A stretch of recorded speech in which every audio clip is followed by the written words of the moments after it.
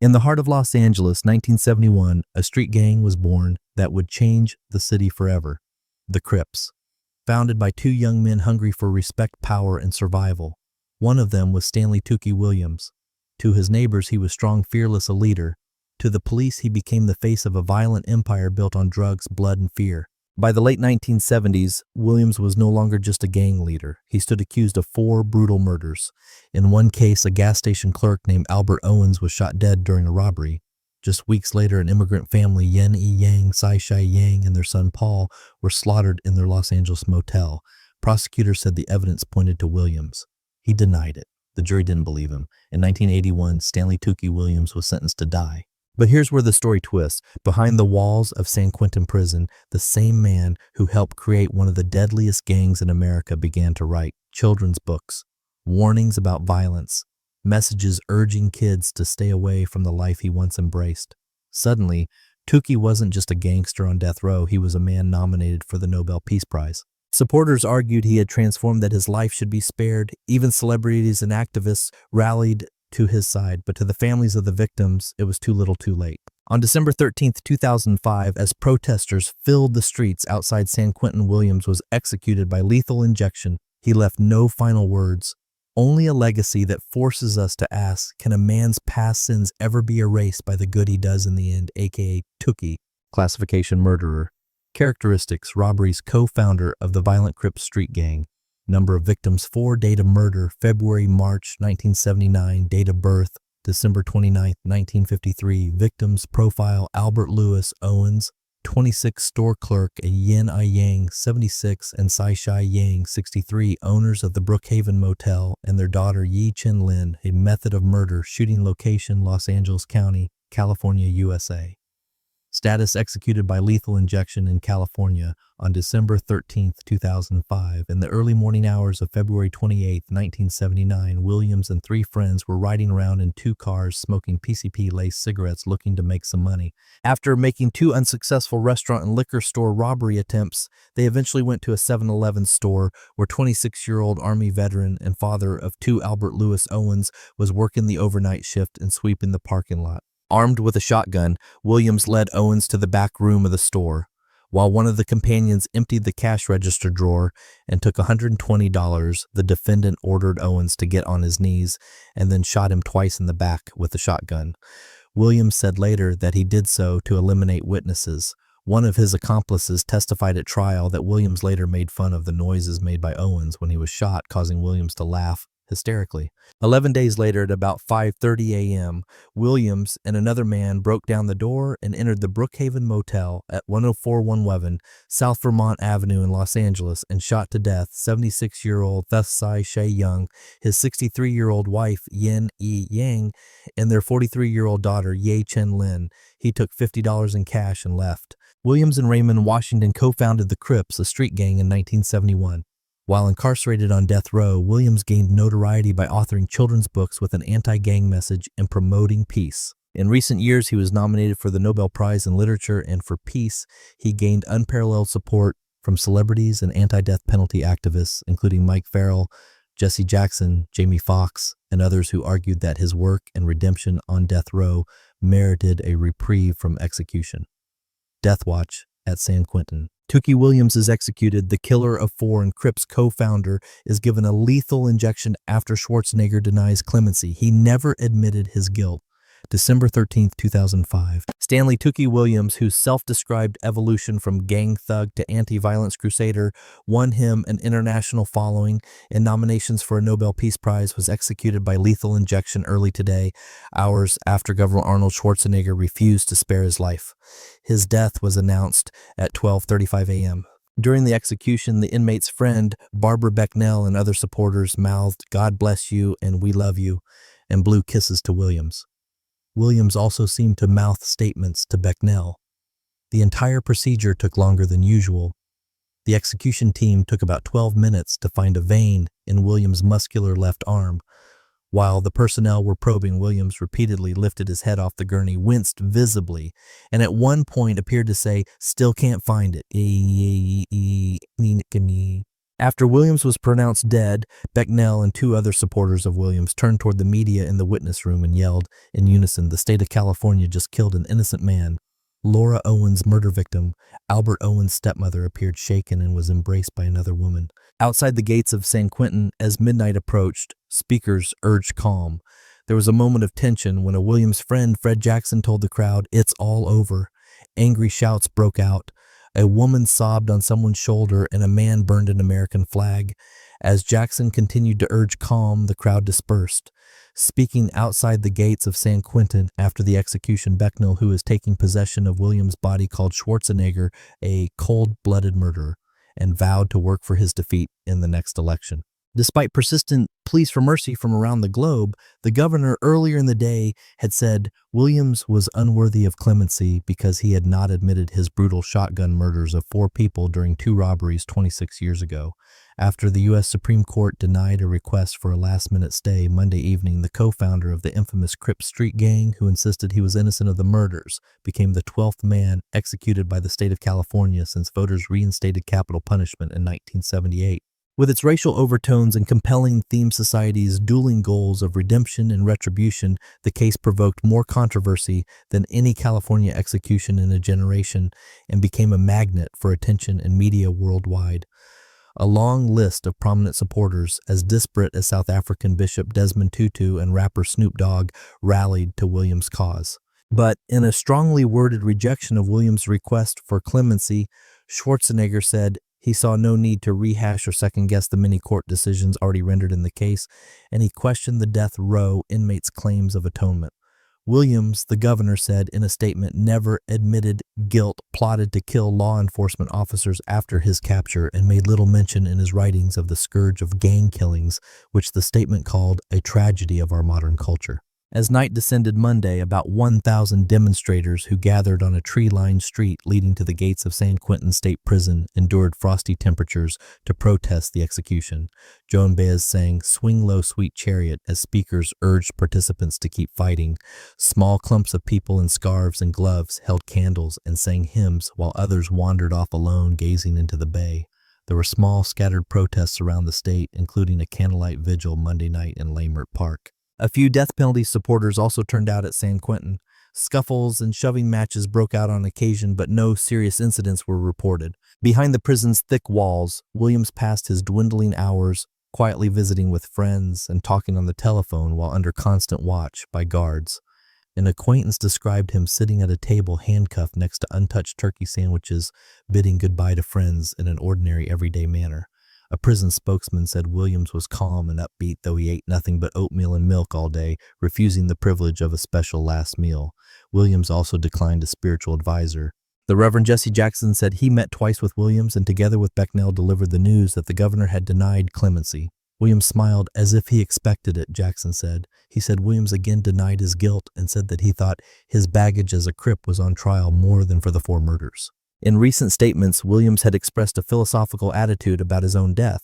Fred Jackson, 67, who works with Internet Project for Street Peace Williams Gang Intervention Project, said the inmate struck that tone in a phone conference with an Oakland support group Sunday.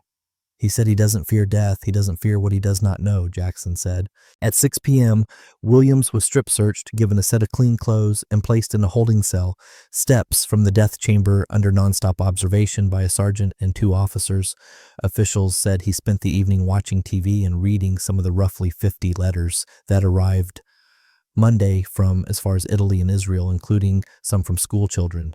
Many of them said they were praying for him. Nearby, the injection team began its final preparations in the prison's converted gas chamber, ensuring that the required needles, tubes, and chemicals were in place. Williams' son, Stanley Williams Jr., who is in High Desert State Prison, serving a 16-year sentence for second-degree murder, will be notified in person of his father's death by a chaplain and mental health specialist, prison officials said. The younger Williams is in isolation for disciplinary problems and would not normally have access to any news source. 5 members of the murder victims' families were at the prison, although it was not clear how many witnessed the execution. Williams, who earlier said he didn't want to invite anyone to observe the sick and perverted spectacle, had 5 witnesses, including Becknell and members of his legal team. Officials designated a total of 39 witnesses, including 17 media representatives. Laura Owens said she did not expect the execution to end the ache over losing her red-haired stepson Albert, who was killed with a shotgun at the age of 26 while working at a Pico Rivera 7-Eleven late one February night in 1979. But watching the killer take his last breath, she said, might help her let it go just a bit. Advocates for clemency had argued that Williams had unmatched credibility as a messenger, urging youths to say no to gangs. But law enforcement officials and victims' rights leaders portrayed Williams as a fraud whose influence on would-be gangsters was overblown. Prosecutors said the absence of a confession and Williams' refusal to formally cut ties with the Crips by sharing his knowledge of gang tactics with police disproved his claim of rehabilitation. What kind of message does that send to young children when somebody like Mr. Williams, who supposedly has their attention, tells them, don't snitch, don't talk to police, don't tell people who was involved in a crime? Said John Monahan, a Los Angeles County Deputy District Attorney. As Schwarzenegger weighed his decision, attorneys for Williams spent the weekend hunting for a court that might issue a stay. On Sunday, the state Supreme Court turned back arguments that his trial was fundamentally unfair, in part because prosecutors had failed to disclose that a key witness, Alfred Coward, was a violent ex-felon. The U.S. Ninth Circuit Court of Appeals and finally the U.S. Supreme Court followed suit Monday. After the governor rejected clemency, lawyers asked Schwarzenegger for a stay on the basis of 3 witnesses who they said had come forward just this week with exculpatory information. But Schwarzenegger again delivered a rebuff. Just before 9:30 p.m., Williams' lawyers filed another petition citing a 4th purported witness who claimed other inmates tried to recruit him into a scheme to frame Williams. The governor denied that too. Born in New Orleans, Stanley Tookie Williams III was named for his father but raised by his mother. Hoping to escape poverty and crime in Louisiana, the family moved to South Los Angeles in 1959. He spent his youth as a delinquent, rebounding in and out of Central Juvenile Hall. In his writings, he admitted that he was a megalomaniac who beat, robbed, and shot at the innocent. By the 1970s, Williams was viewed as one of the more menacing toughs in South Los Angeles, weighing 300 pounds with biceps measuring 22 inches. In a move he said he regretted more than any other, he helped launch the Crips, originally called the Cribs, and began terrorizing the streets. On February 27, 1979, he and 3 cohorts smoked cigarettes laced with PCP and armed with a 12-gauge shotgun and a .22 caliber handgun, set out on a late-night search for a place to rob, according to court documents. They wound up at the 7-Eleven, where Owens, a father of 2, an Army veteran, was working the overnight shift. Owens was shot twice in the back. Less than 2 weeks later, Williams broke down the door at the Brookhaven Motel and killed the motel's owners, Taiwanese immigrants Yen E. Yang, his wife Tsai Shai Chen Yang, and their daughter Yu Chin Yang Lin, who was visiting. The 2 robberies netted $220. In 1981, a jury in Torrance convicted Williams, landing him on death row. Initially, his conduct was disruptive. "I gave this place hell," he acknowledged in an interview. While in solitary confinement, however, he began a transformation, Williams said. At first, he read voraciously the Bible, the dictionary, philosophy, Black history, and struggled to understand his past. By 1992, Williams was a changed man. He said deeply remorseful for the bloody rampage the Crips had perpetrated across America and for the gang life that lured in one of his 2 sons. In 1994, Williams left solitary confinement and declared himself a champion of peace. With the help of Becknell, he wrote a series of books warning youths away from violence and brokered gang truces in Los Angeles and New Jersey. Last year, his life became the subject of a TV movie, Redemption, starring Jamie Foxx, and his imposing appearance gradually gave way to a graying beard and spectacles. Reached by phone at her Los Angeles home as the execution was underway, Williams' ex-wife Bonnie Williams Taylor said, "This is an awful time. I want to be with my family." Earlier in the evening, dozens of people had gathered in Limeyer Park in Los Angeles to oppose the execution, but the speakers who addressed them focused more on healing crime in Black communities than on Williams' plight. "We have to understand," said African-American activist Eric Watry, 53, speaking to a mostly Black crowd early in the evening, "this is our failure taking place here." Time staff writers Dan Moraine and Steve Chalkins in San Quentin, and Joe Levy, Lisa Richardson, Greg Crickery, and Louis Sahagan and Carla Hall in Los Angeles contributed to this report. Dick 13, 2005. San Quentin, California, CNN. Death did not come quickly for Stanley Tookie Williams, the co-founder of the violent Crips street gang who was executed by lethal injection early Tuesday for the 1979 robbery murders of 4 people in Los Angeles. Witnesses and prison officials said Williams appeared to grow impatient as prison staffers searched for several minutes for a vein in his muscular left arm. Authorities began the process to administer the lethal injection at 12:01 a.m., 3:01 a.m. ET in the execution chamber at San Quentin. His death was announced 34 minutes later. Watch a bulletin of Williams' death. 40. He did seem frustrated that it didn't go as quickly as he thought it might, said San Quentin State Prison Warden Stephen Ornosky. Williams, 51, acknowledged a violent past but maintained he was innocent of the slayings.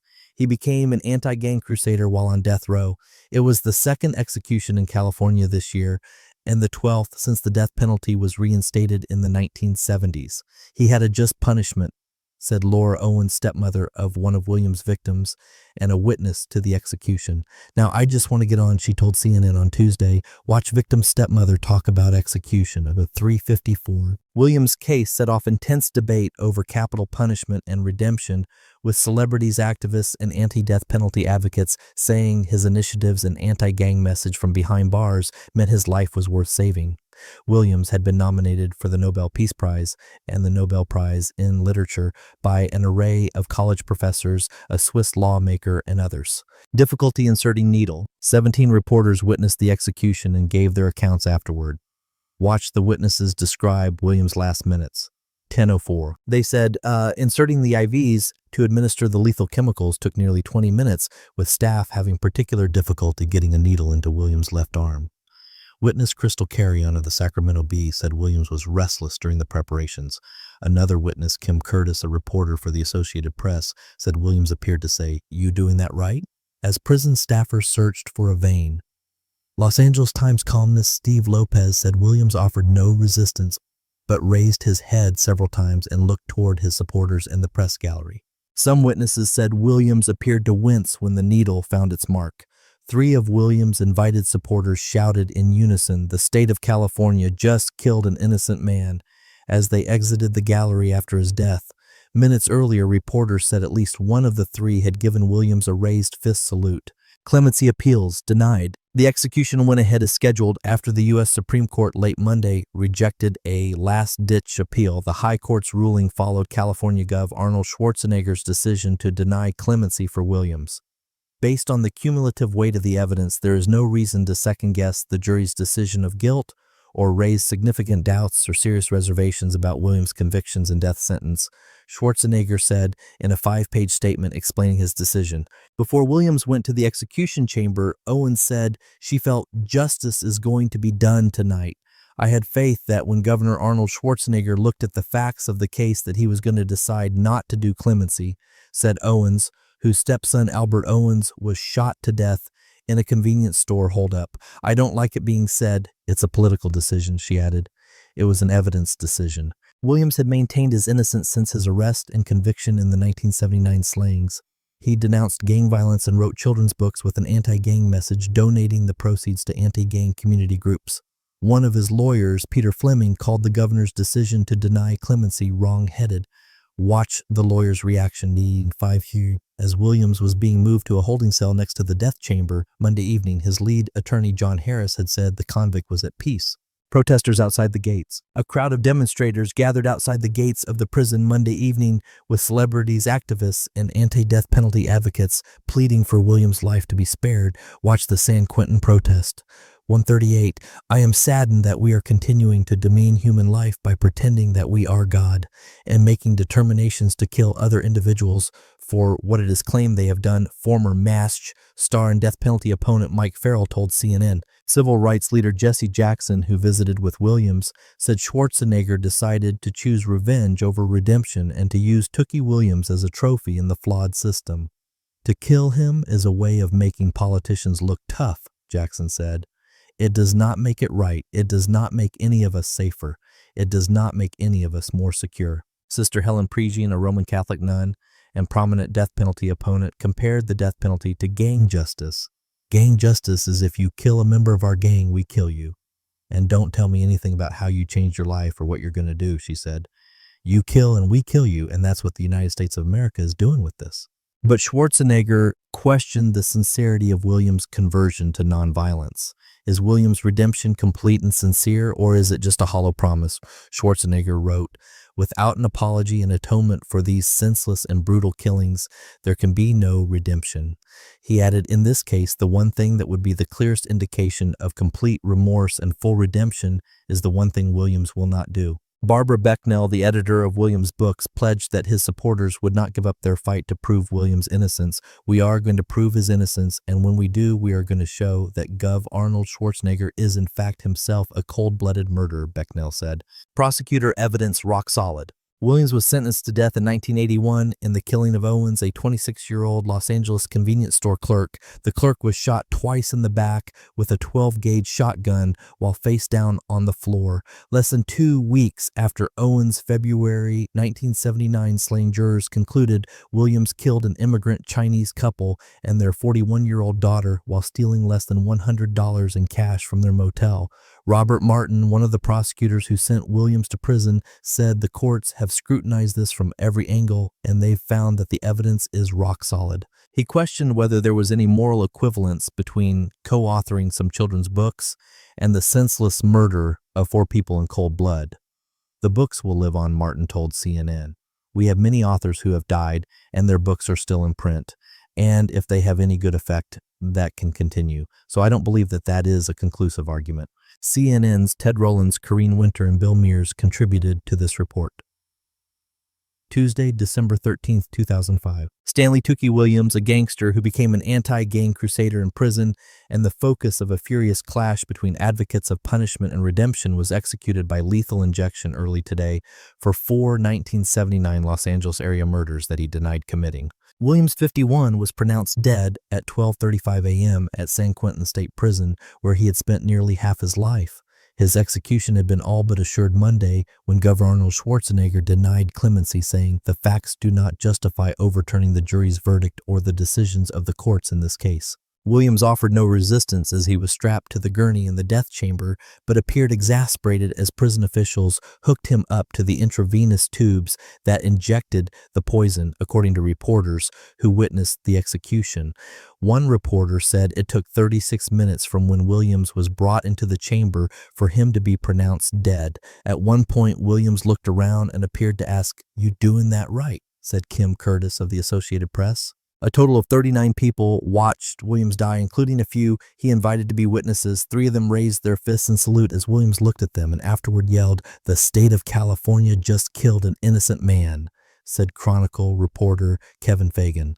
Laura Owens, stepmother of one of Williams' murder victims, burst into tears at the outburst. Williams spent his last hours in a 45-square-foot death watch cell where he was given a new set of clothes, jeans and a blue work shirt, to change into before being escorted to the death chamber. While in the cell, Williams spoke by phone with his attorneys as the governor and courts rejected last-minute requests for a stay.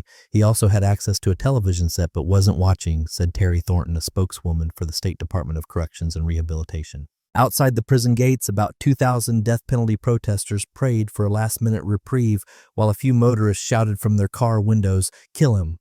Inside, Williams remained composed, foregoing his final meal and opting only for a couple of small cartons of milk. He has been very calm, very quiet, and very respectful of the staff, said Todd Slosek, another spokesman for the prison. Williams' morning started with a bowl of oatmeal, and during the day, he met with his lawyers and 6 visitors, including the Reverend Jesse Jackson, who had publicly spoken out for him. The condemned man had his visitors brought into his cell one at a time and gave them his formal goodbyes, Thornton said, and after that, he gathered them all as a group and addressed them all. Some of them looked close to tears, and some of them looked angry. Thornton said, relaying what guards had said of the witnesses, a prison chaplain was available to Williams if he had requested spiritual counsel, but he did not, Thornton said. He also did not request a sedative before the execution, though one was available, she said. Williams did, however, ask that 5 witnesses be present at his execution. Earlier, he had said he didn't want anyone he knew to see him die, but apparently he had a change of heart. Williams is the 12th person put to death in California since the state resumed executions in 1992 after a 25-year suspension because of court rulings. No capital case in the state had stirred such national and international attention since Carol Chessman, like Williams, an author of books from death row, was executed in the gas chamber in 1960 for rape and kidnapping. To his supporters, Williams was a man who had turned his life around in prison, writing 8 children's books denouncing gang life. Last week, Williams was nominated for the Nobel Peace Prize for the 6th straight year by a philosophy professor at Notre Dame de Namur University in Belmont who opposes the death penalty. Williams' books for children and young people have also been nominated 4 times for the Nobel Prize for Literature. But to others, Williams was an arch-villain who co-founded the violent Crip street gang and unleashed a crime wave that changed Southern California. His lawyers tried frantically until the end to find a way to save him. Just 2 hours before Tuesday's execution, they pleaded with Schwarzenegger for a 60-day stay, arguing that in the 11th hour a witness had surfaced who could shed new light on the case. Earlier in the day, they said 3 jailhouse witnesses had come forward this week with evidence that could show Williams had been framed for the 4 shotgun murders that put him on death row. But the governor, the 9th U.S. Circuit Court of Appeals in San Francisco, and the U.S. Supreme Court rejected all the defense efforts to spare Williams' life. Clemency cases are always difficult, and this one is no exception. Schwarzenegger wrote in a 6-page statement rejecting Williams' bid to have his sentence commuted to life without the possibility of parole. After studying the evidence, searching the history, listening to the arguments, and wrestling with the profound consequences, I could find no justification for granting clemency. The facts do not justify overturning the jury's verdict or the decisions of the courts in this case. Williams said he was a changed man and of value to society because of his anti-gang writings from behind bars. Schwarzenegger noted, however, that Williams had never apologized for the murders. Williams maintained he did not commit them. Without an apology and atonement for these senseless and brutal killings, there can be no redemption, Schwarzenegger said. In this case, the one thing that would be the clearest indication of complete remorse and full redemption is the one thing Williams will not do. A native of New Orleans who grew up in South Central Los Angeles, Williams started the Crips gang with a friend in 1971 when he was 16. According to state prison files, he had juvenile convictions for drugs and auto theft in 1970, was sent to a youth detention camp, quit high school in 1971, and later spent 2 years in junior college. At the time of the murders in 1979, he had no adult felony convictions. The first victim, Albert Owens, 26, a clerk at a 7-Eleven store in Whittier, was ordered to lie on the floor and then was shot in the back during a $120 robbery on Feb. 28, 1979. One of the robbers, Alfred Coward, granted immunity from prosecution, testified that Williams had fired the fatal shots and laughed about it afterward. Williams reportedly told friends, "You should have heard the way he sounded when I shot him." On March 11, 1979, Yen E. Yang, 76, and Sai-Shay Yang, 63, owners of the Brookhaven Motel in Los Angeles, and their daughter Yi Chinlin, 43, were shot to death during a $100 robbery. A sheriff's expert testified that a shell casing found at the scene matched Williams's shotgun. Other prosecution witnesses said Williams had admitted committing both crimes and that he had referred to the motel victims as Buddha heads. Williams, convicted and sentenced to death in 1981, maintained that he was railroaded by witnesses who lied in exchange for leniency in their own criminal cases by a faulty ballistics test and by a prosecutor who removed 3 African Americans from the jury and told jurors that seeing Williams in court was like observing a Bengal tiger in a zoo. State and federal courts rejected each of his appeals, although federal judges described the evidence as less than airtight, and a 3-judge federal panel said he might be a worthy candidate for clemency. Williams, who was seen mouthing a threat to the jury after the guilty verdict, remained a violent man during his early years in prison, assaulting inmates and guards and spending 6 years in solitary confinement from 1988 to 1994. But as he later described it during that period, he began reading widely and reflecting on his life and resolved to prevent gang violence. Williams taped a message from prison in April 1993 that was broadcast to Los Angeles gang members at a peace summit. With the help of Barbara Becknell, a writer he met in prison who became his champion, he started work on 8 books for children that were published in 1996 as a series called Tookie Speaks Out Against Gang Violence. He followed with Life in Prison in 1998 and a memoir, Blue Rage Black Redemption, in 2004, and was working on 2 more books before his execution. He spoke regularly from prison to youths and educators and posted a model peace protocol for gangs, which supporters say was widely used, on his website in 2000. Redemption, a television movie starring Jamie Foxx in a sympathetic portrayal of Williams, aired in 2004. Assertions by Williams' supporters of success for his peacemaking efforts drew skepticism from some researchers who found no decline in killings after gang peace summits. But individual testimonials abounded from youths who said Williams changed their lives. Stanley Tookie Williams, The only people who would have been happy with clemency were people who likely wouldn't support him anyway. Dan Schnur, a political consultant. Stanley Tookie Williams feels any acts of violence would undermine his legacy of anti-violence. He wants to be remembered with dignity as a social transformer. The Reverend Jesse Jackson. This is less about Tookie and more about the criminal justice system. We spend so much energy on young men of color while corporate criminals who ruin millions of lives go unchallenged. The Reverend Christopher Crethnan, marching with anti-death penalty demonstrators. Who's going to stop the killings now? Is the governor going to write some books? Is he going to go down to LA and get some help and hope to the kids in the crypts? James Richards, San Francisco, a member of a group that works with young men in the Bayview neighborhood. The ones who went from predators to peacemakers, they are the only guys who can talk to these kids and make them listen. Constance Rice, a civil rights lawyer and death penalty opponent. The governor clearly focused on the main issue. Is this person guilty? Beyond that, the other issues seem to be academic. Michael Rushford of the Pro-Death Penalty Criminal Justice Legal Foundation on Schwarzenegger's refusal of clemency, Dec. 13, 2005. Vienna, Austria, AP. The execution of convicted murderer Stanley Tookie Williams in California on Tuesday outraged many in Europe who regard the practice as barbaric, and feelings ran particularly high in Austria, the homeland of Governor Arnold Schwarzenegger. At the Vatican, Pope Benedict's top official for justice matters denounced the death penalty for going against redemption and human dignity. We know the death penalty doesn't resolve anything, Renato Cardinal Martino told Associated Press Television News. Even a criminal is worthy of respect because he is a human being. The death penalty is a negation of human dignity. Capital punishment is illegal throughout the European Union, and many Europeans consider state-sponsored executions to be barbaric. Those feelings were amplified in the case of Williams due to the apparent remorse they believe the Crips gang co-founder showed by writing children's books about the dangers of gangs and violence. Leaders of Austria's pacifist Green Party went as far as to call for Schwarzenegger to be stripped of his Austrian citizenship, a demand that was rejected by Chancellor Wolfgang Schüssel. Whoever out of political calculation allows the death of a person rehabilitated in such an exemplary manner has rejected the basic values of Austrian society, said Peter Pilz, a Greens leader. In Graz Schwarzenegger's hometown, local Greens said they would file a petition to remove the governor's name from the southern city's Arnold Schwarzenegger Stadium. A Christian political group went even further, suggesting it be renamed the Stanley Tookie Williams Stadium.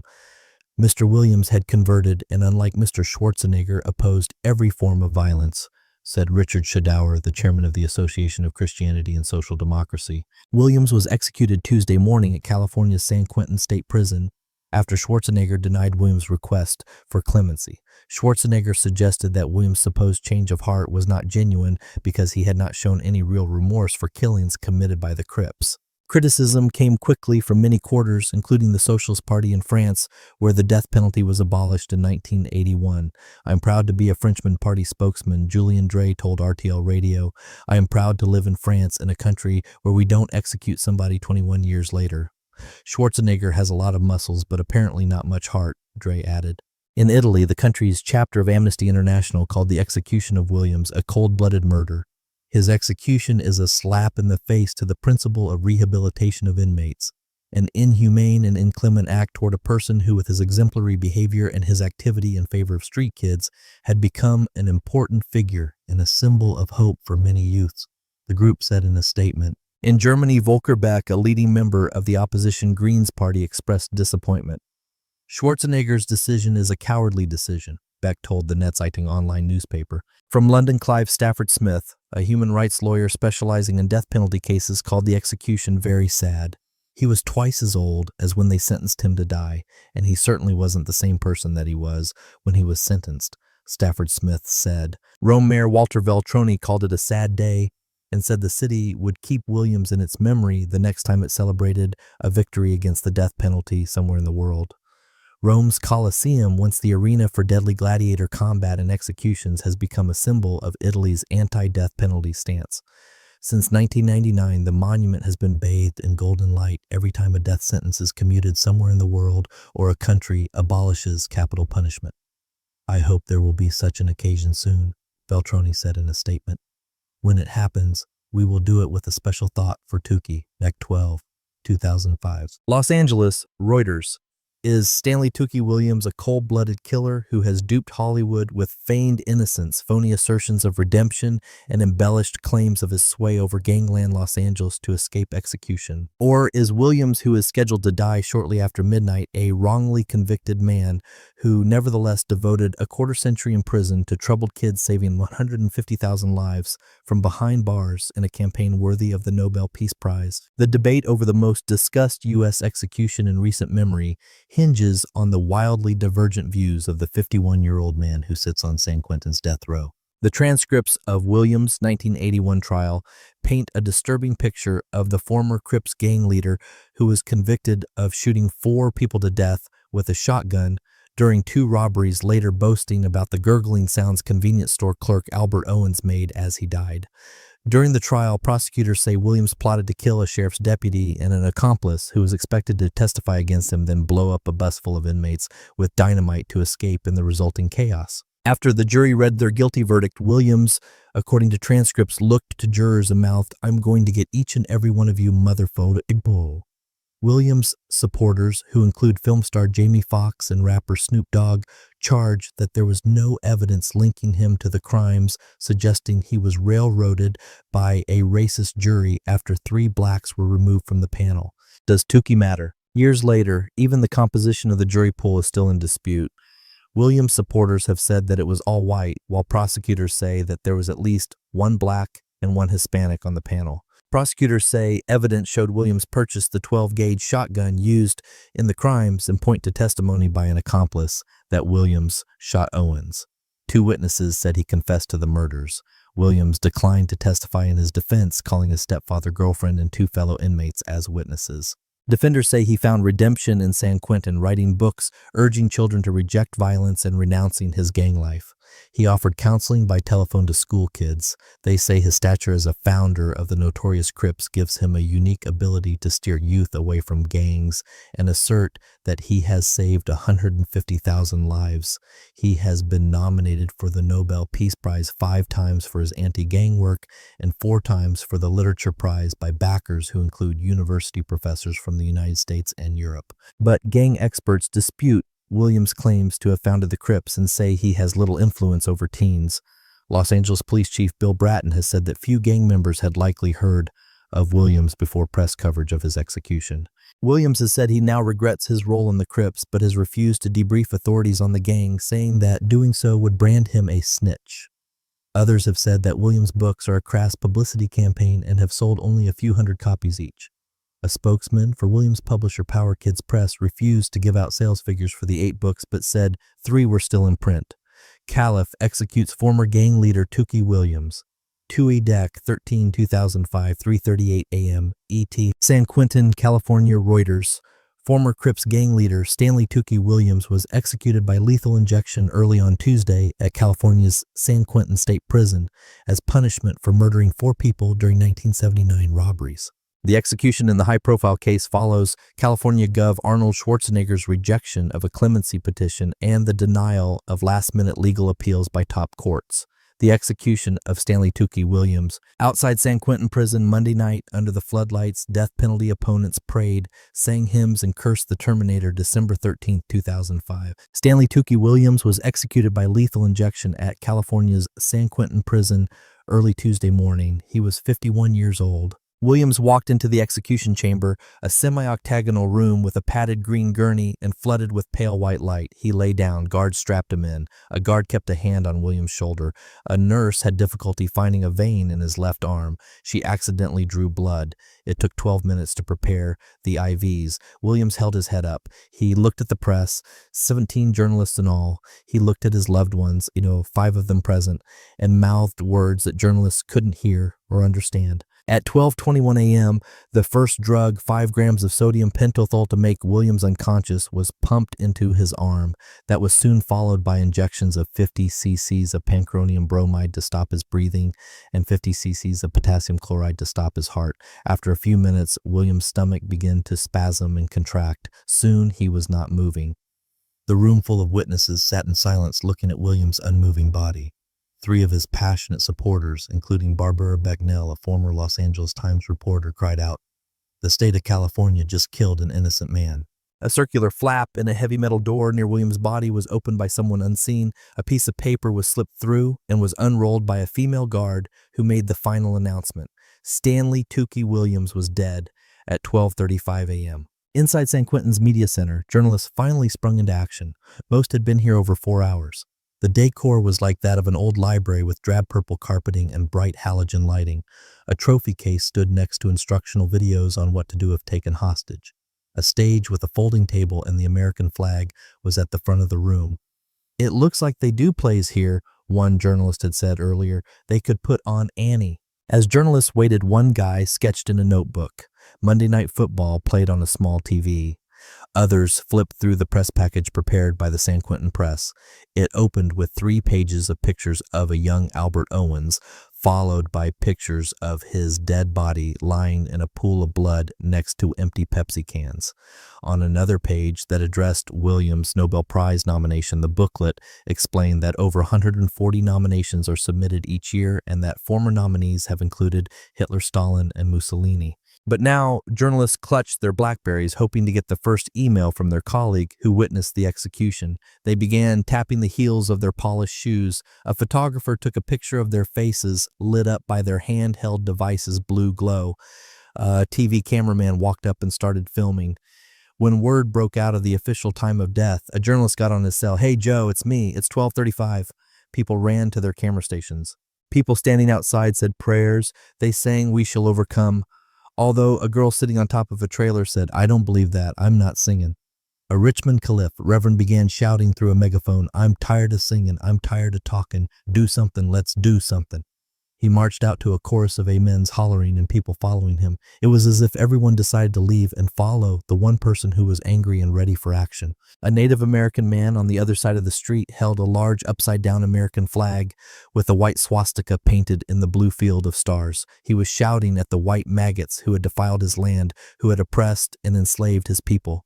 He yelled at the blonde news anchors below him, "You're all immigrants. This is my land you've been poisoning for the last 500 years. He lighted the flag on fire as a black woman told him he shouldn't do that he should have more pride in this nation. He responded that it was time for a true indigenous people's revolution. Then the white picket fence he was holding on to broke and he fell down the small embankment.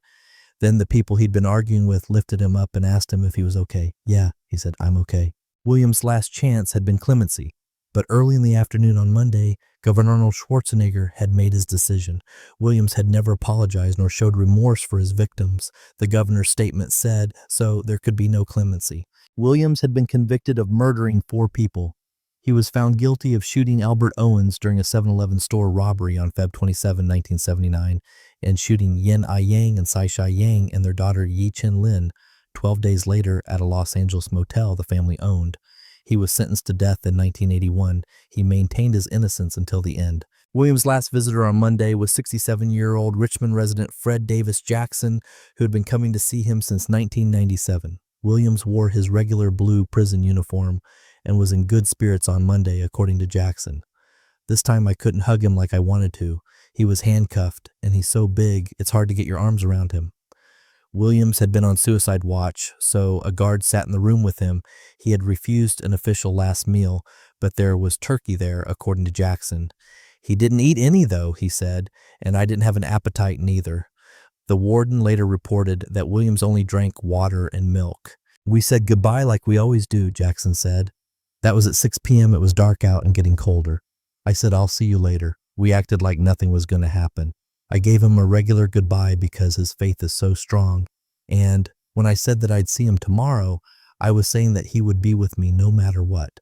Soon after, Williams was moved and saw no more visitors. Earlier Monday, Williams met with several friends and supporters, including the Reverend Jesse Jackson and Becknell. For 10 years, Becknell had helped Williams broker gang truces and carry his message to inner-city youth. She had helped him write a series of books for kids and teenagers. The intent of the books was to inform readers of the perils of gang life, which Williams, who co-founded the Crips gang in Los Angeles, had experienced firsthand. In the afternoon, outside the prison's main gate, Jackson was harangued by conservative LA radio shock jocks John Ziegler and John Cobalt, who were pushing microphones in his face and yelling, "Name one of the victims, name one." Jackson ignored them and tried to walk away. He never answered the question.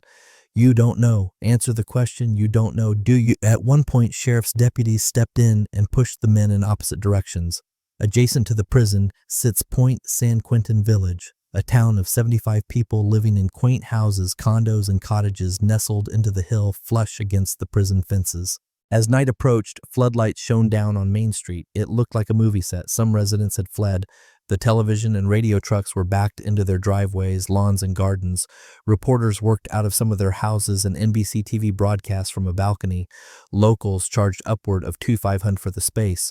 The going rate for previous executions had been $1,000.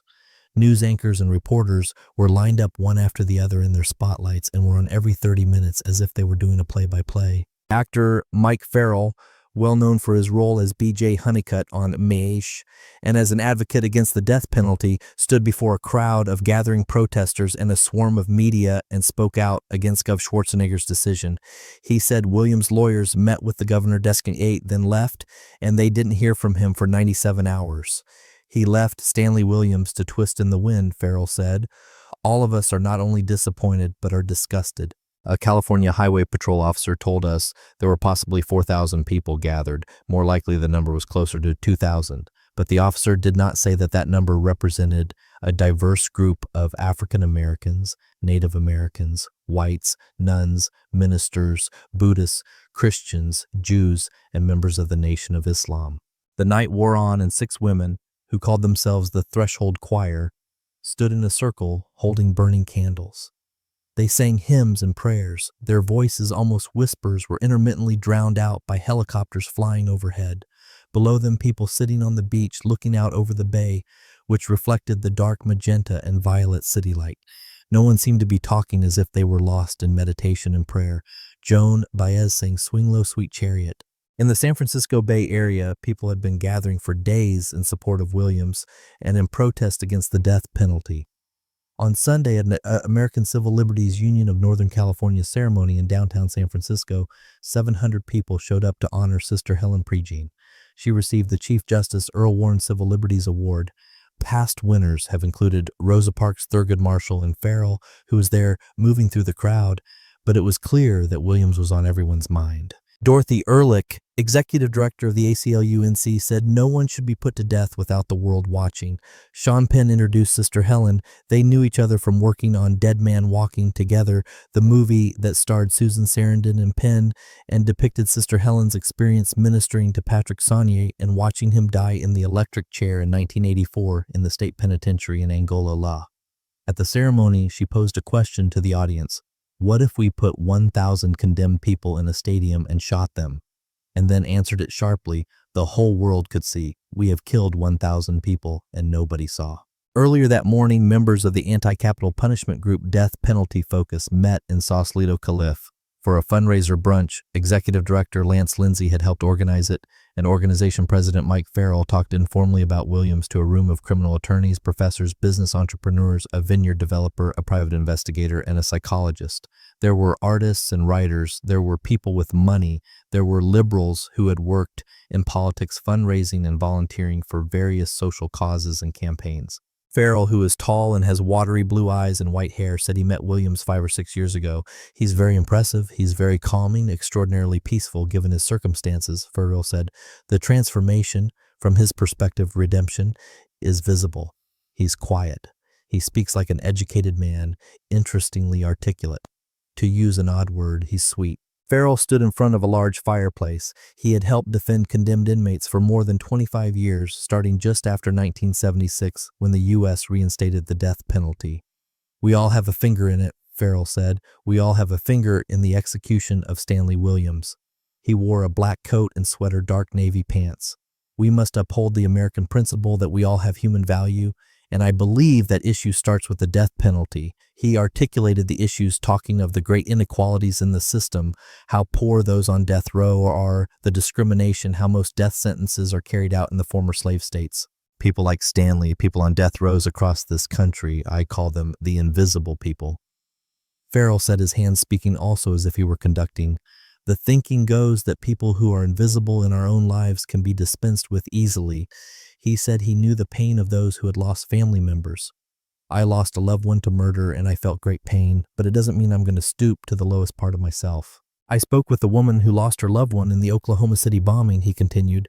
"She said she didn't want Timothy McVeigh to be executed. She said, 'No, I want him to be skinned alive.' She wanted him to be tortured every day for this rest of his life.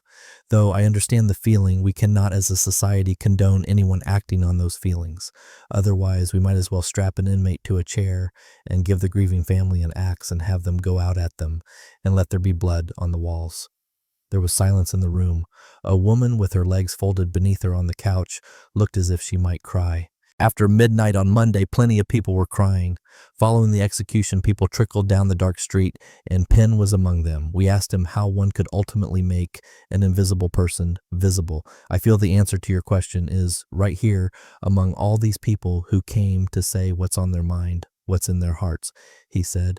And why was he there walking among them, lost in the crowd, in his black jacket and faded blue jeans and unlit cigarette in hand?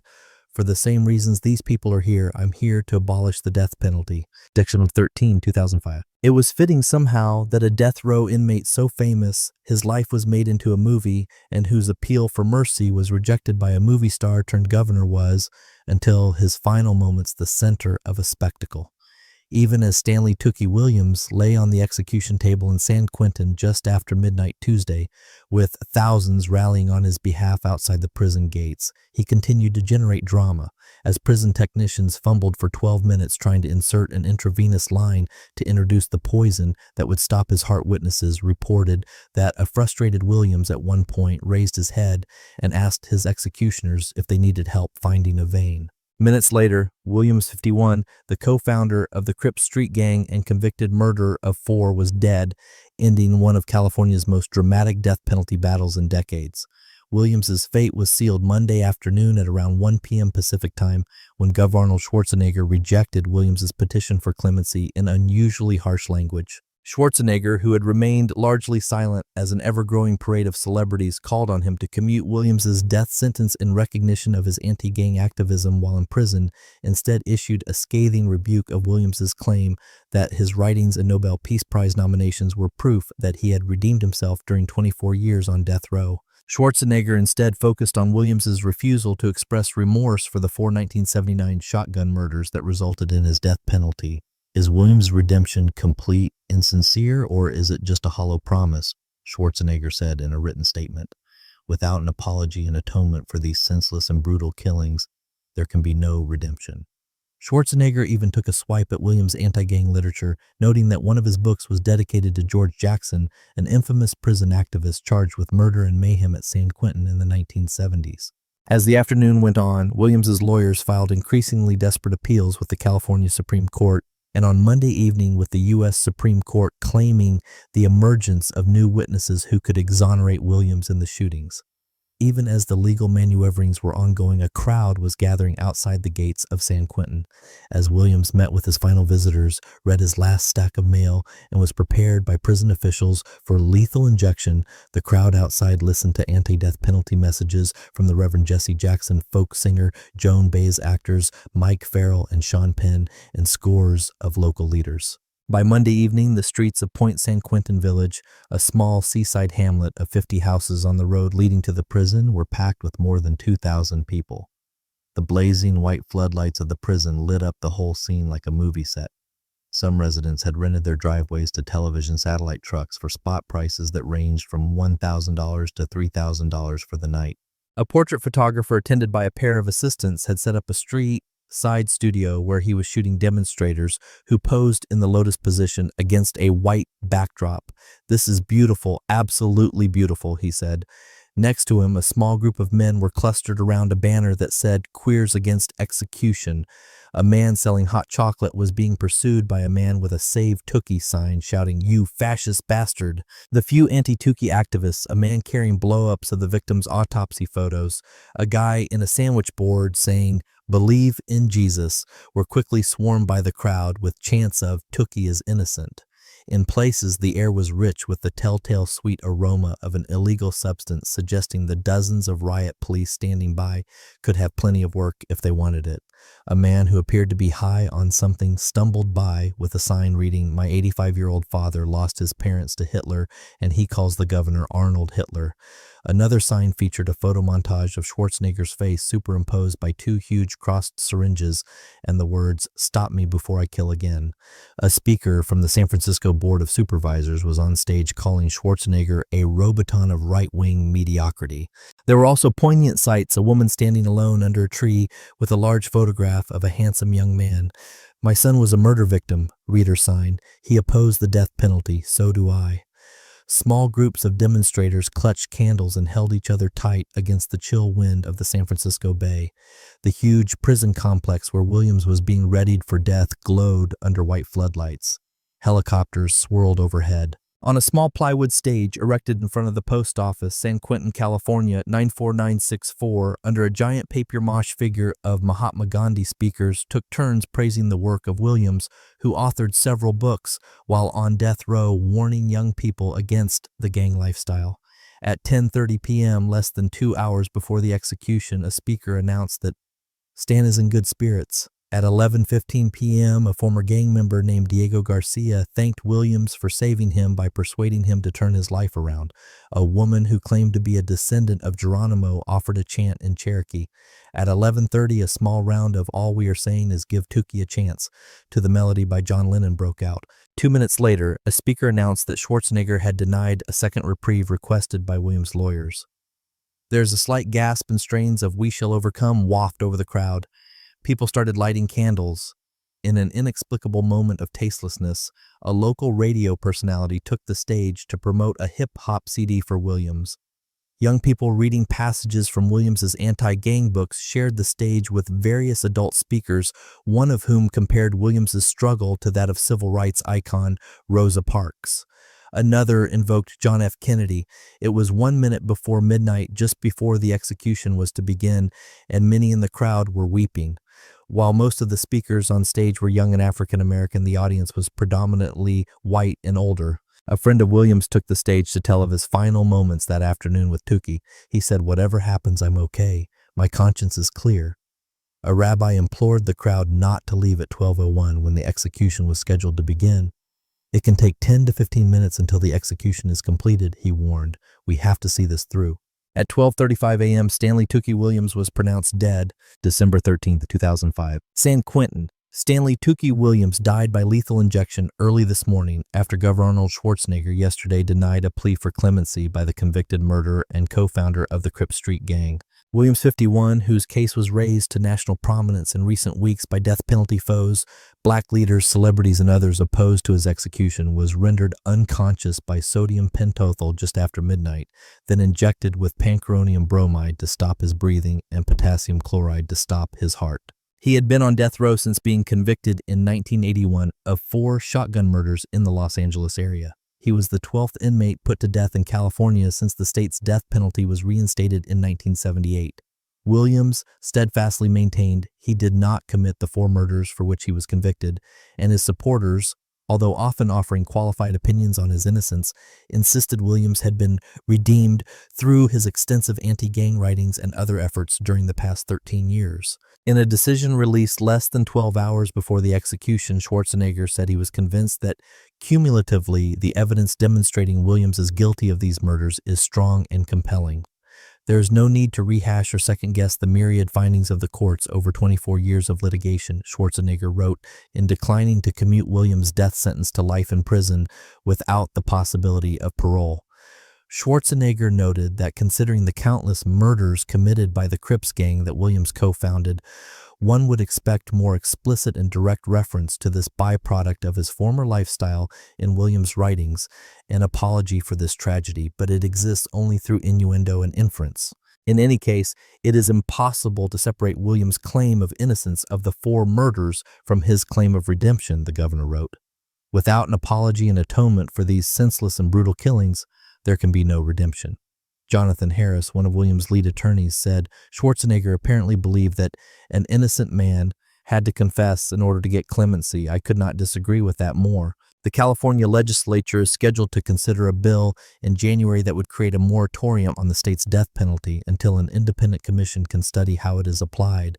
Harris said, "It would be a sad, tragic, and dishonorable day if Stanley Williams was the last inmate executed before this moratorium went into effect," he said.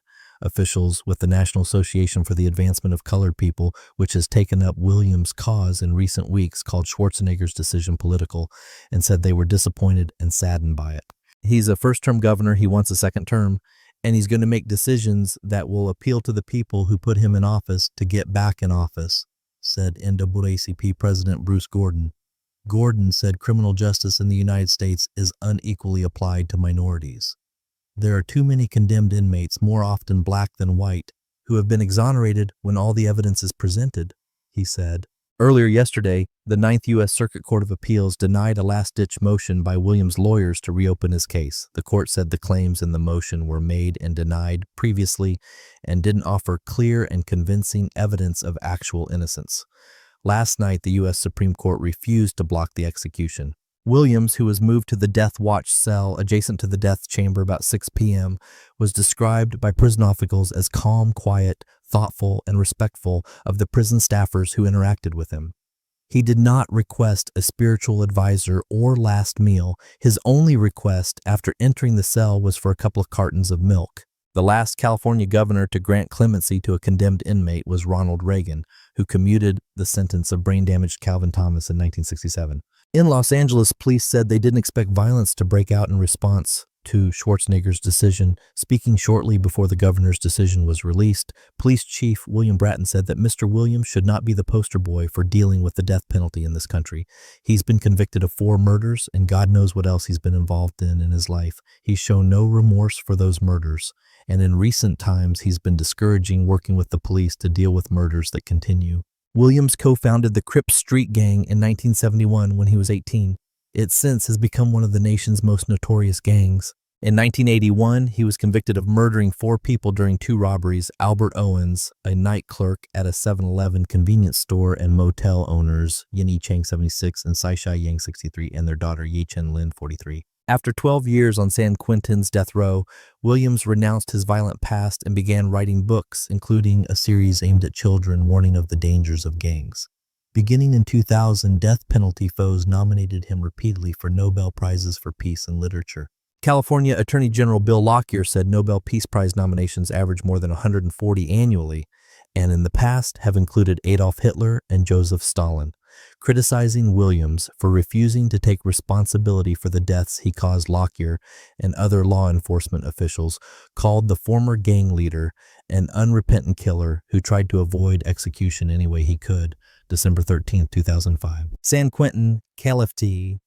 Convicted killer Stanley Tookie Williams, the Crips gang co-founder whose case stirred a national debate about capital punishment versus the possibility of redemption, was executed Tuesday morning. Williams, 51, died at 12:35 a.m. after receiving a lethal injection at San Quentin State Prison, officials said. Before the execution, he was complacent, quiet, and thoughtful, Correction Department spokeswoman Terry Thornton said. The case became the state's highest-profile execution in decades. Hollywood stars and capital punishment foes argued that Williams' sentence should be commuted to life in prison because he had made amends by writing children's books about the dangers of gangs and violence. In the days leading up to the execution, state and federal courts refused to reopen his case.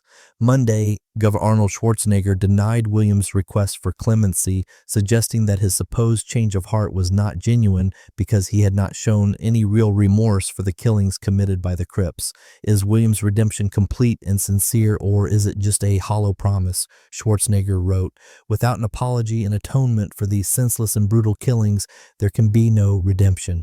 Williams was condemned in 1981 for gunning down convenience store clerk Albert Owens, 26, at a 7-Eleven in Whittier, and killing Yin Yang, 76, Saishai Chen Yang, 63, and the couple's daughter Yu Chen Yang Lin, 43, at the Los Angeles motel they owned. Williams claimed he was innocent. Witnesses at the trial said he boasted about the killing, stating, "You should have heard the way he sounded when I shot him." Williams then made a growling noise and laughed for 5 to 6 minutes, according to the transcript that the governor referenced in his denial of clemency. Some execution witnesses said the nurse who delivered the injection appeared to have trouble finding a vein in Williams' muscular arm. At one point, he uttered something to the nurse and offered to help, said Steve Ornosky, the prison warden. He offered no other final words. He did seem frustrated, Ornosky said. After he was declared dead, his supporters shouted in unison, "The state of California just killed an innocent man," as they walked out of the chamber. About 1,000 death penalty opponents and a few death penalty supporters gathered outside the prison to await the execution. Singer Joan Baez, MASH actor Mike Farrell, and the Reverend Jesse Jackson were among the celebrities who protested the execution.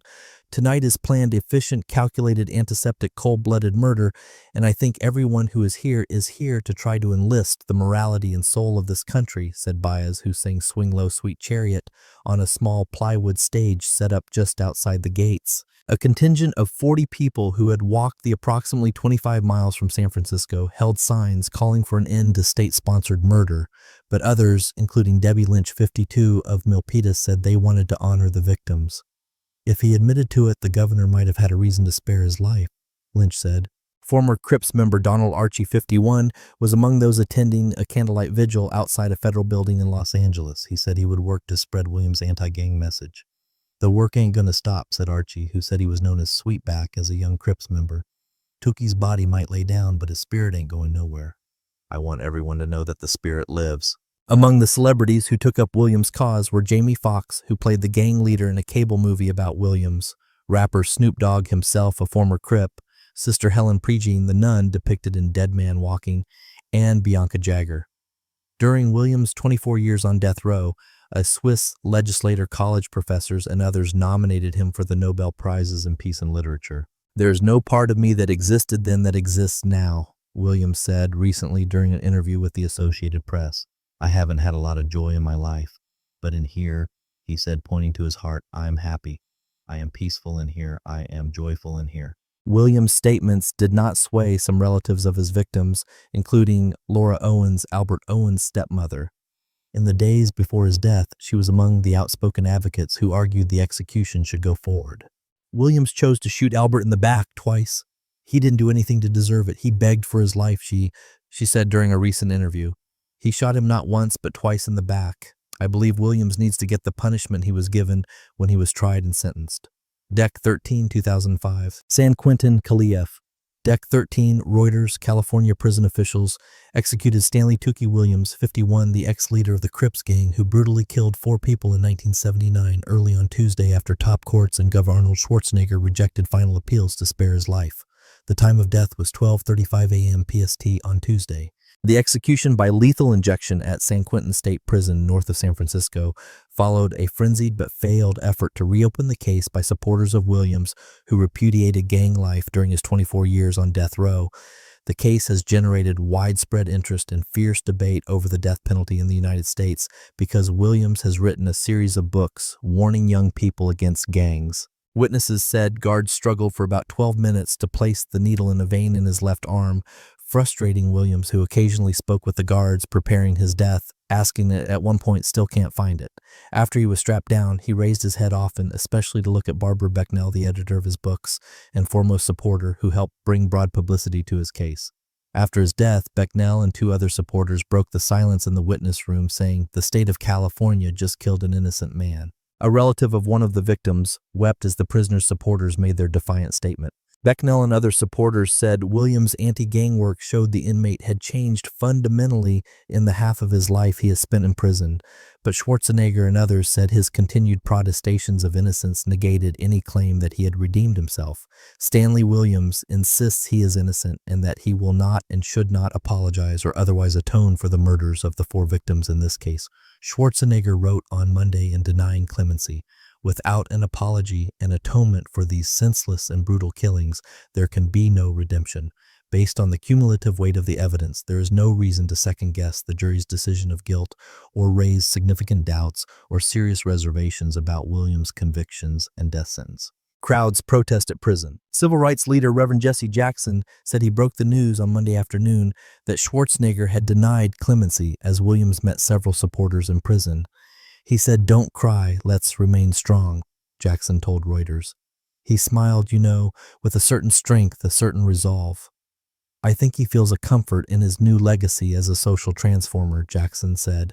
I am not the kind of person to sit around and worry about being executed, Williams told Reuters last month. I have faith, and if it doesn't go my way, it doesn't go my way. Williams was convicted in 1981 of killing Albert Owens as he lay face down on the floor of a 7-Eleven convenience store in a $120 robbery.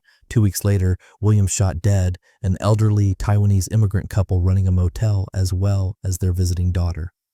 In this case, the one thing that would be the clearest indication of complete remorse and full redemption is the one thing Williams will not do, Schwarzenegger wrote. Prison officials said Williams was composed and cooperative and said he did not request a final meal after eating oatmeal and drinking milk earlier in the day. Some 2,000 opponents of the death penalty gathered outside the gates of San Quentin, where Jesse Jackson addressed the crowd and folk singer Joan Baez sang spirituals. Some brought small children despite the late hour. I wanted to show them we oppose the death penalty, even if you are a murderer, said Christina Williams, 23, who held hands with her 2 young children and wore a Save Tookie button on his jacket. He changed his life and deserves a second chance. The nation's top courts disagreed. On Monday, the U.S. Supreme Court as well as the Ninth Circuit Court of Appeals rejected final appeals to reconsider the case. Pondering their 5th habeas corpus petition on the case over the past quarter century, the state Supreme Court also rejected the petition on Sunday night. Additional reporting by Michael Kahn, November 26, 2005. Convicted murderer Stanley Tookie Williams, the co-founder of the violent Crips gang who is on death row in California, is Hollywoods' current cause celebrity. He is scheduled to be executed on December 13 after 24 years of legal wrangling.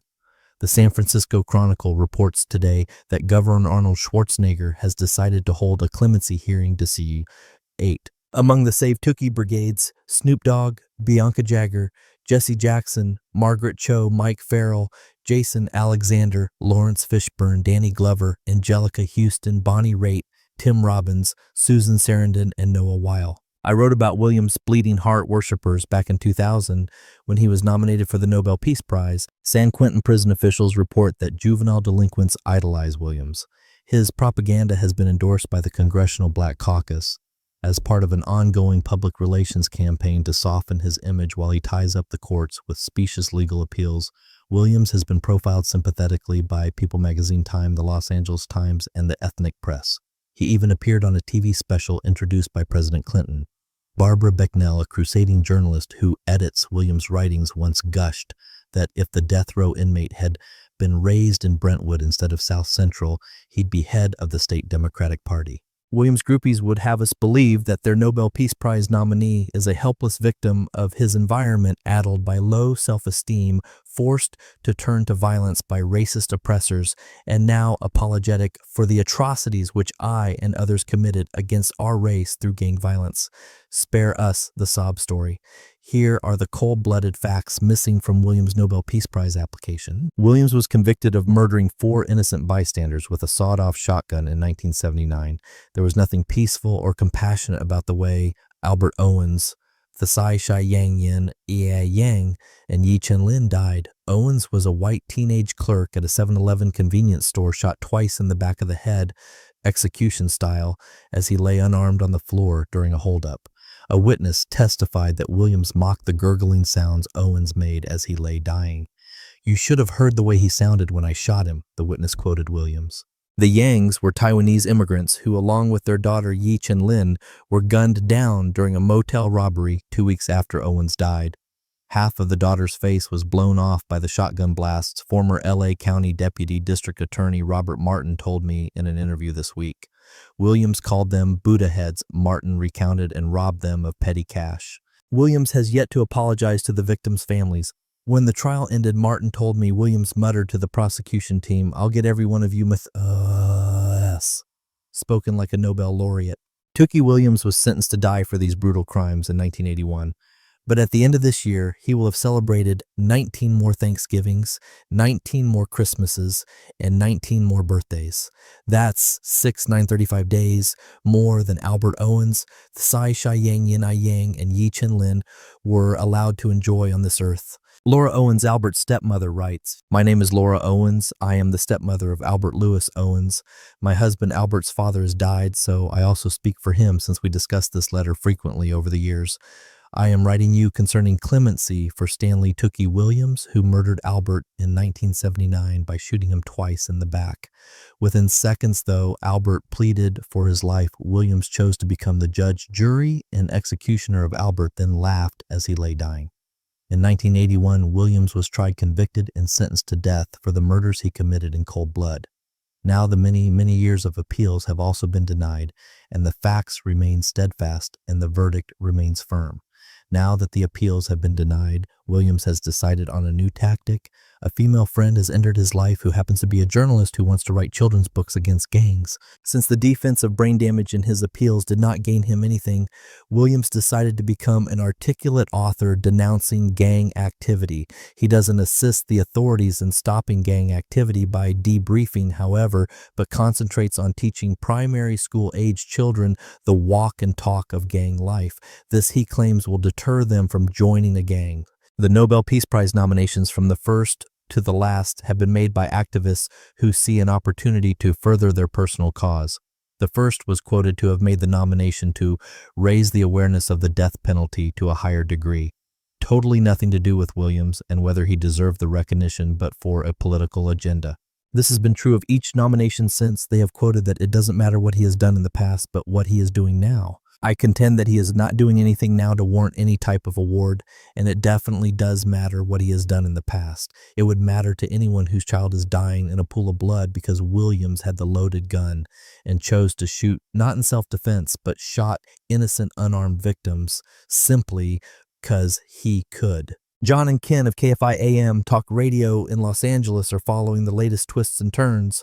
Flaps blog is keeping a Tookie watch. Red State on the impending death of Tookie Williams. Deborah J. Saunders, who has followed the case for years, debunks the Tookie sympathizers' mythology. The whole redemption line is a joke. As Williams' former prosecutor Robert Martin once told me, redemption requires an admission of guilt, facing up to what you did, and expressing remorse. Williams has done none of the above yet. Newspaper editorial pages, including the Chronicles, and various do-gooders, including some Ninth U.S. Court of Appeals judges, have been pushing for the governor to grant Tookie clemency. That would turn the whole concept of clemency on its ear. Let me stipulate, while I support the death penalty, I can respect those who oppose it. But I can't respect those who lionize the most violent thugs as if they are prize sages. My advice to the anti-execution crowd, and I have no doubt it will be ignored, is to find some poor schlub who killed in a panic and doesn't belong on death row and seek clemency for that person. Don't put a cold-blooded killer on a pedestal. Don't denounce a government killing as barbaric while you laud a cold-blooded thug. And don't ask for clemency for a killer who won't fess up to his crimes. Williams' co-author Barbara Becknell told the Los Angeles Times, "What Stan presents is hope that they too can change. He is worth far more to society alive than dead." Wrong. He is worth more to society dead. The message from the Tookie files is that you can kill innocent people and be a star. An execution says you can kill innocent people and pay the price. Which message will Gov. Schwarzenegger send? Stay tuned. Clear Channel Radio launches Kill Tookie Hour in LA. Coalition of community leaders and activists protest KFI 640 AM's continued racism towards blacks with Kill Tookie Hour. Please join a coalition of community leaders and activists as we protest Clear Channel station KFI 640 AM for its continued blatant racism and bigotry, and announce a formal complaint filed with the Federal Communications Commission. KFI 640 AM hosts John and Ken of The John and Ken Show have designated the hour of 5 p.m. as the Tookie Must Die Kill Tookie Hour on KFI 640 AM every day, Monday through Friday, until and if Williams is executed by the state of California on December 13, 2005. The core and the manner of the on-air remarks, which were extremely distasteful towards Williams and his plight, were extraordinarily disturbing and offensive, commented Jasmine Canick of the Los Angeles Urban Policy Roundtable. I urge the Federal Communications Commission to examine this incident, particularly in light of other recent similarly offensive attempts at entertainment by KFI 640 AM host John Ziegler, who tried to find humor in the death of attorney Johnny Cochran, claiming he was going straight to hell for defending a killer O.J. Simpson, and to take any and all actions consistent with applicable FCC rules and regulations. If any other radio station set aside an hour as President Bush must die and set forth in that hour to incite a riot among people and to call for the death of the president, that station would be in a lot of trouble. There is no difference with the Tookie must die, kill Tookie hour on KFI 640 AM. We must draw that line at some point. Los Angeles is a sensitive city. Race relations continue to be a major issue in our city. It does the city of Los Angeles a disservice to have white on-air personalities like John and Ken ridicule an obviously sensitive situation for many blacks that feel that Williams was the victim of a racist jury composed mainly of whites. I do not need to remind you of the 1992 Los Angeles riots that were the result of 4 Los Angeles police officers being acquitted in the beating of Rodney King. It is clear that John and Ken are trying to play on the emotions of blacks in Los Angeles as it relates to the Williams execution and pit whites who are perceived as being against clemency for Williams against blacks who are perceived as supporting clemency for Williams. Radio in the past has proven to be a successful weapon to promote bigotry, hatred, and violence. We urge the Federal Communications Commission to take the steps necessary to prevent this from happening again. Please forward this announcement to your contacts and join us Wednesday, November 23rd at 11 a.m. We're Lucy Florence Coffee House, 351 West 43rd Street, Leimert Park, Los Angeles, CA 9008, November 28th, 2005. It almost defies words. What is it that drives celebrities to the brink of hysteria over the execution death of a quadruple murderer and the founder of a mass murdering street gang? What can you say about people hell-bent on sparing the life of a man convicted of the 1979 murders of a convenience store clerk and 2 motel owners and their daughter during separate robberies, and then bragging about the killings? Why does one even need to point out the hypocrisy and immorality of holding up this kind of human scum as a role model and hero while not lifting a finger to memorialize, let alone bring restitution to the victims of those crimes? These are some of the questions racing through my mind as I observe a movement to save the life of Stanley Tookie Williams approaching critical full-tilt boogie in the late great state of California. Here's all you really need to know about Tookie Williams. In 1971, he founded the notorious Crip street gang responsible directly for the deaths of hundreds worldwide, indirectly thousands. Today, there are tens of thousands of members of this organized criminal enterprise known for dealing deadly drugs to children in drive-by shootings. 10 years later, he was convicted by a Los Angeles Calif jury of the 1979 murders of Yen Yang, a 65-year-old motel owner, his wife Tsai Shai Chen Yang, 62, and their daughter Yu Chin Yang Lin, 42. They were Taiwanese who owned the Brookhaven Motel on Vermont Avenue. A sheriff's homicide investigator remembered noting how 2 of the 3 victims were elderly and could have posed no threat, and that all 3 were tiny in stature. "I couldn't understand it," said Sergeant David Longshore. He was also convicted of a murder that took place 11 days earlier when he walked into a 7-Eleven store in Pico Rivera at 4 a.m., forced Albert Lewis Owens to kneel in a storeroom and fired a 12-gauge shotgun at close range into his back. Afterward, an accomplice turned informer said Williams boasted that he blew some white guy away, shot him in the back for 63. Owens was 26. When you read the stories about celebrities such as Bianca Jagger, Jesse Jackson, Mike Farrell, Snoop Doggy Dogg, and Jamie Foxx decrying the injustice of Williams' scheduled execution by lethal injection Dessau, 13 note that you not will see any mention of the victims of his crimes. What you will hear about, however, is the fact that Williams has supposedly rehabilitated himself in prison by becoming a Muslim, being embraced by Nation of Islam leader Louis Farrakhan, writing children's books, and being nominated for a Nobel Peace Prize. By the way, his rehabilitation includes an absolute refusal to accept any guilt for his crimes, no remorse, no confession, no penitence, no acknowledgement. The testimonials have been touching indeed. Snoop Doggy Dogg managed remarkably to utter 13 words in his defense without using a profanity, vulgarity, or obscenity. He is an inspirator. He is inspiring to me, and I inspire millions. The multimillionaire rapper is himself a former member of the Crips and glorifies killing cops, abusing women, and the street gang life in his filthy, virtually unintelligible lyrics in between Chrysler commercials with Lee Iacocca.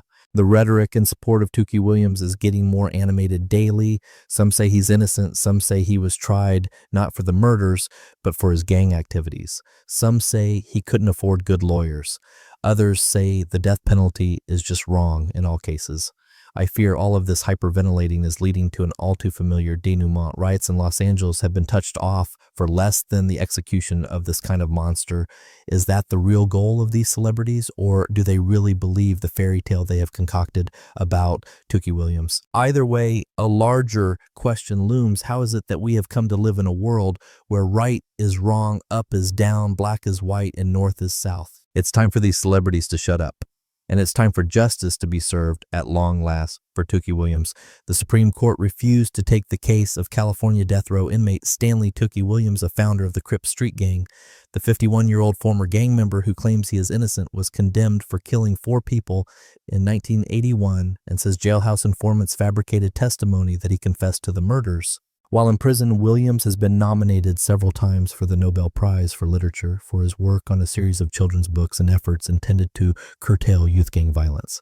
Last year, the cable channel FX aired a movie that depicted the killer and former gangbanger as an advocate for street peace. The film was called Redemption. The families of his 4 victims and the prosecutor who put him on death row were appalled by the film.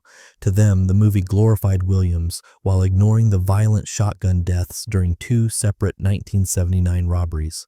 Outraged and indignant would be just a beginning of how I feel, said Laura Owens, the stepmother who raised Albert Owens, a 23-year-old store clerk slain more than 2 decades ago. I'm outraged they'd even call it redemption. Robert Martin, the now retired prosecutor who tried Williams, has no use for the movie. The person who lives gets all the attention, Martin said. The people who die get very little attention. They are in their graves. In the first murder, a jury convicted Williams of shooting to death a 7-Eleven clerk for $120. An accomplice testified that Williams gunned down Albert Lewis Owens, a father of 2 daughters, to eliminate any witnesses. Williams, according to his cohorts, later mimicked the sounds Owens made as he lay dying. 2 weeks later, the same jury found he killed again at a downtown Los Angeles shooting motel, owners Thesai Shai and Yenny Yang and their daughter Yi Chen Lin. There were no eyewitnesses, but a number of people testified that Williams told them he killed the 3 with a shotgun to keep them from identifying him as he robbed them of $600. Williams did not testify at his 1981 trial, but his defense argued that he had alibis for both holdups. The jury, which was not told Williams was a gang leader, didn't buy his defense. That same jury then decided on death for Williams after a penalty phase in which no evidence was presented to spare his life. I don't think his guilt is an issue anybody has taken seriously, says former prosecutor Martin. I think Williams has had no concern for anybody else's life except his own. When people go to San Quentin, they get San Quentinitis. I don't find it unusual he might have regrets now about being the co-founder of one of the worst gangs in America.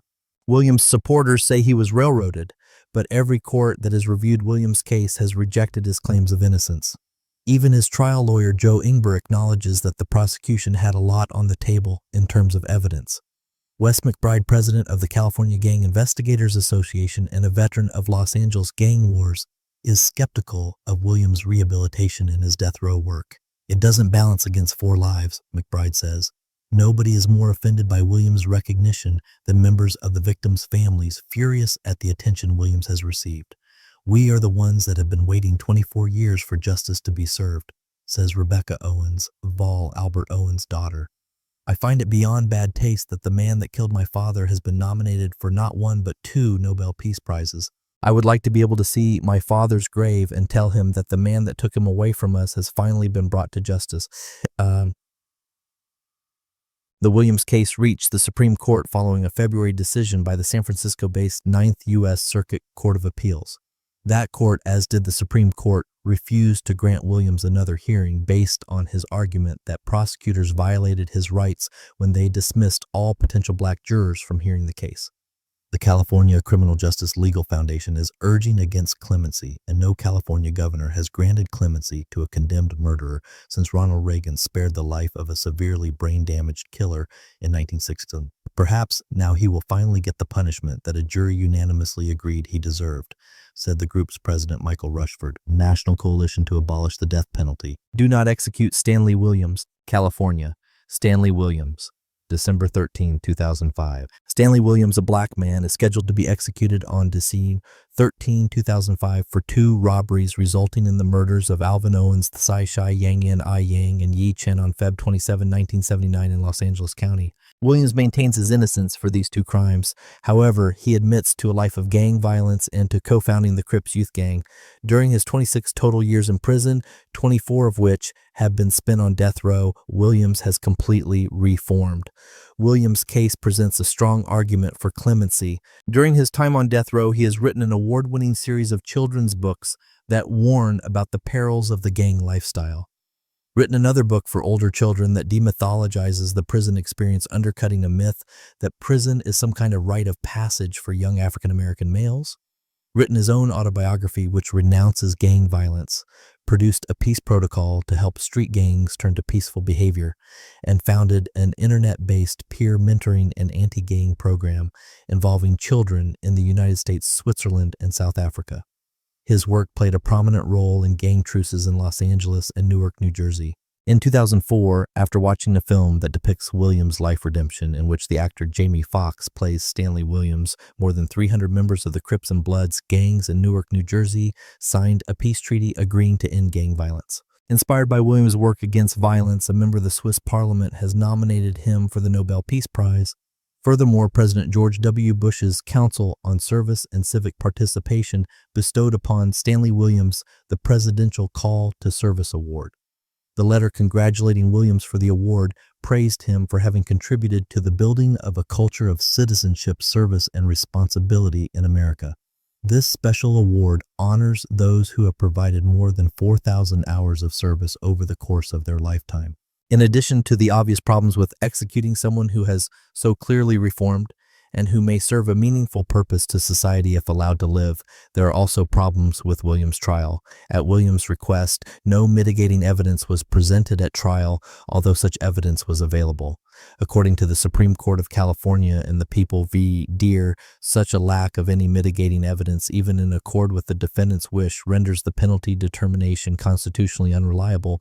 Oddly, the very same court ruled against Williams when the same circumstances existed. Moreover, Williams' trial counsel allowed the prosecutor to unconstitutionally strike 3 black potential jurors. 2 had been drawn past for cause and had been placed in the jury box. 1 had been drawn as an alternate juror. The striking to potential jurors for no reason other than their race is a violation of the Equal Protection Clause of the Constitution. It is also important to note that Williams' defense counsel neglected to object to the prosecutor's unconstitutional juror strikes. This failure of defense counsel is a clear violation of the defendant's right to effective assistance of counsel, as stated by the dissenting opinion in Williams' U.S. Ninth Circuit Court of Appeals' rejection of his motion for rehearing.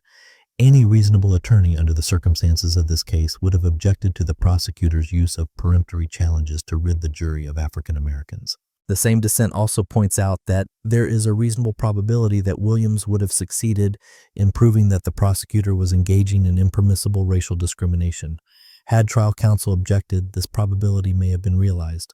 The same dissent continues by stating that such an error is sufficient to undermine confidence in the outcome of the trial. Clearly, Stanley Williams is not an appropriate candidate for the death penalty. His trial was riddled with extraordinary constitutional violations.